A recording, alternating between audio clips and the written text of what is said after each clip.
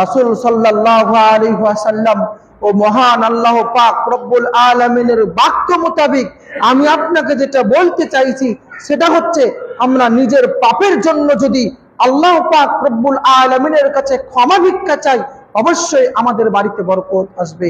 তাছাড়া শুধুমাত্র বাড়িতেই বরকত আসবে কিন্তু বিষয়টা এরকম না।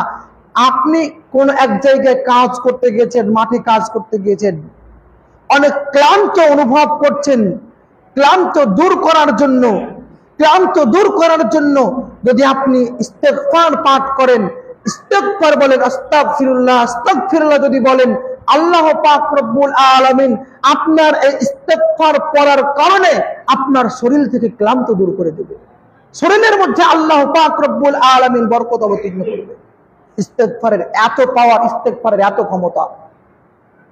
কাজে আপনাকে বলি, নিজের পাপের জন্য সব সময়ের জন্য অনুতপ্ত হতে হবে আমাকে। আমরা দিন রাত 24 ঘন্টা কত পাপ করছি, এরপরে যেন আমরা দুনিয়ার মায়াজালে পড়ে ইস্তেগফার করার, নিজের পাপের জন্য অনুতপ্ত হওয়ার সময় পাচ্ছি না।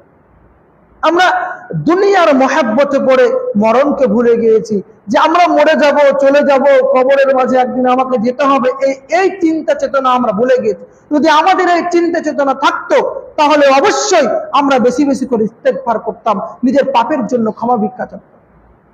আমরা দিন রাত 24 ঘন্টা পাপ করছি ঠিকই, কিন্তু আমরা ক্ষমা চাচ্ছি না।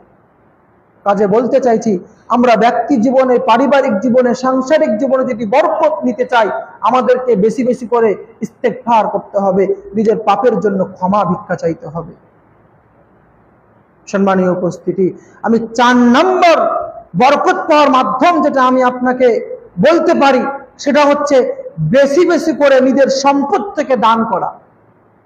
মহান আল্লাহ তাআলা তিনি বলেন, الذين ينفقون أموالهم بالليل والنهار سرا وعلانية فلهم أجرهم عند ربهم। মহান আল্লাহ তাআলা তিনি বলছেন, তোমরা যদি নিজের অর্থ সম্পদ থেকে আল্লাহ পাক রব্বুল আলামিনের রাস্তায় কিছু খরচ করো, কিছু ব্যয় করো, দান করো, সাদকা করো, তাহলে আমি আল্লাহ তোমাদের জন্য ফালাহুম আজরুহুম ইনদা রাব্বিহিম, তোমাদের উত্তম প্রতিদান দেব, তোমাদের ধন সম্পদে আমি বারাকা অবতীর্ণ করব, বরকত অবতীর্ণ করব। রাসূল সাল্লাল্লাহু আলাইহি ওয়াসাল্লাম তিনি বলছেন যে আমরা যদি নিজের অর্থ সম্পদ থেকে দান করি, সাদকা করি, তাহলে আমাদের ধন সম্পদে, অর্থ উপার্জনে, ব্যক্তি জীবনে, পারিবারিক জীবনে আল্লাহ তাআলা উত্তম প্রতিদান দেবেন, বরকত অবতীর্ণ করবেন, একথা তিনি বলছেন।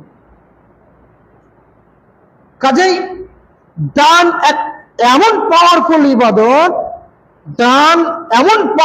ইবাদত, যে আপনার পরিবারে কিভাবে যে বরকত দেবে, কত যে বরকত দেবে, যা আপনি কল্পনা করতে পারবেন না। এত পাওয়ারফুল ইবাদত।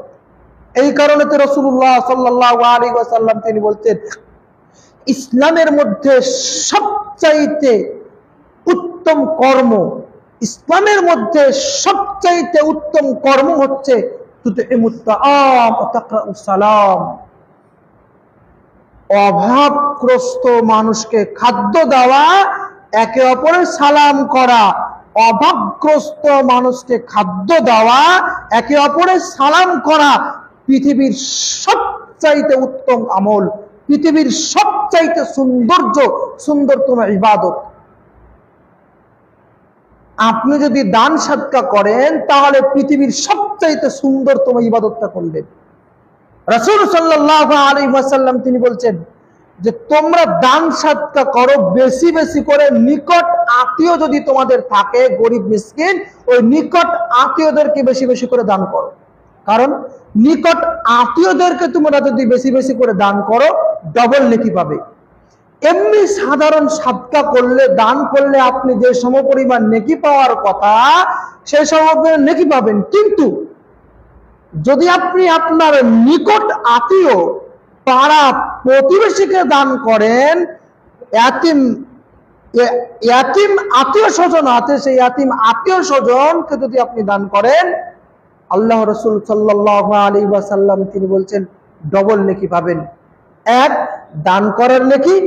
2, আপনি যে আত্মীয়তাকে দান করলেন, এই দানের মাধ্যমে আপনি সম্পর্কটাকে অটুট রাখলেন, সম্পর্কটাকে দৃঢ় করলেন।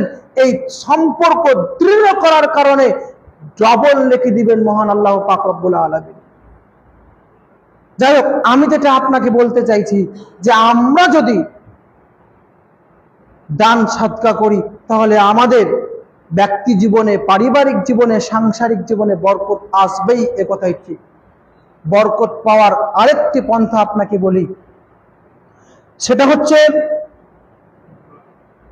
আত্মীয় স্বজনের সঙ্গে নম্র ভদ্র ব্যবহার করা এবং তাকওয়া অর্জন করে পৃথিবীর বুকে জীবনযাপন করা। এখানে তাকওয়া অর্জন করা, যদিও আমি আগে বললাম এই হাদিসটাতে দুটি শব্দ এসেছে, মানিত্তাকা রাব্বাহু ওয়াসালা রাহিমাহু।